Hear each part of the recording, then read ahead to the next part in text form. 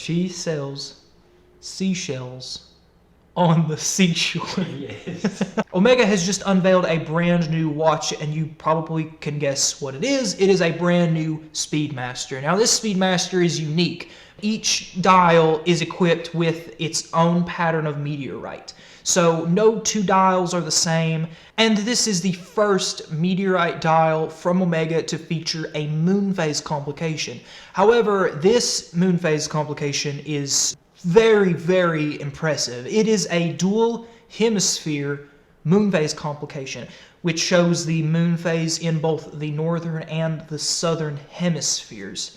I think that this is an exquisite watch, and the blue with gray dial is an absolute killer piece. The attention to detail on this watch is absolutely superb. It features on the moon phase complication the stars as they were positioned during the Apollo 11 mission. However, this is not the first Speedmaster to feature a meteorite dial. In 2014, Omega released a Speedmaster Gray Side of the Moon meteorite, which had a stunning dial, however lacked a moon phase until this new release. Let's talk about the specs on this watch really quick. The new meteorite dial features a 48.6 millimeter lug-to-lug. When compared to the original Professor Moonswatch, that features a 47.5 millimeter. The thickness of the meteorite dial is 13.6 millimeters,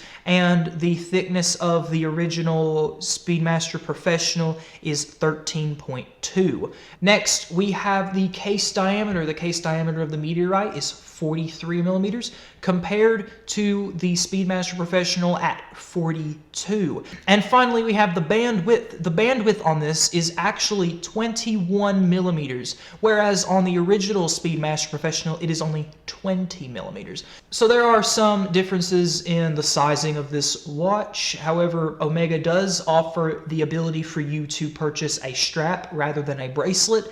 However, I do think that the bracelet is better. This watch is a sapphire sandwich, meaning that there is sapphire on both the back and the front of the watch. On the front of the watch, we have anti-reflective coating on both the front and the underside of the crystal, which some people tend to find very annoying, whereas the anti-reflective coating will scratch off of this watch, but the crystal itself will not. So some people are kind of annoyed with the anti-reflective coating on both sides of the crystal, where some people just prefer it on the underside where it wouldn't get scratched.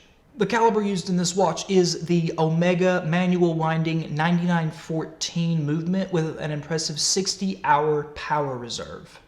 This movement is METUS certified and can produce 28,800 vibrations per hour, which is accurate to 0 plus 5 seconds per day on average, and anti-magnetic up to 15,000 Gauss.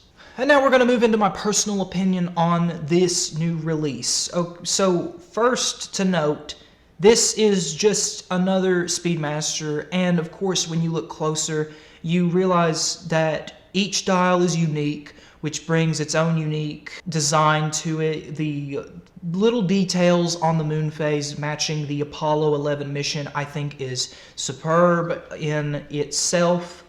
I think a dual hemisphere moon phase is an absolute beautiful complication. Of course, we do have the original functionality of this chronograph, just simple text that says Omega, the Omega logo, and of course Speedmaster in red. We have the tachymeter bezel. If I had to choose between the blue bezel and the gray meteorite dial versus the black bezel with the black meteorite, I think I would definitely go for the blue and gray. It does look a little bit like the Snoopy watch, but I really think that at a closer glance you would be able to notice that this is in fact a one-of-a-kind meteorite dialed watch, and it is absolute incredible piece from Omega. This has been my take on the Omega Meteorite Speedmaster. If you enjoyed, please remember to leave a like, subscribe, comment your thoughts on this new release down below, and while you're there, hit that notification bell so you don't miss any updates that I bring on watches. Thank you all so much for watching, and have a wonderful day.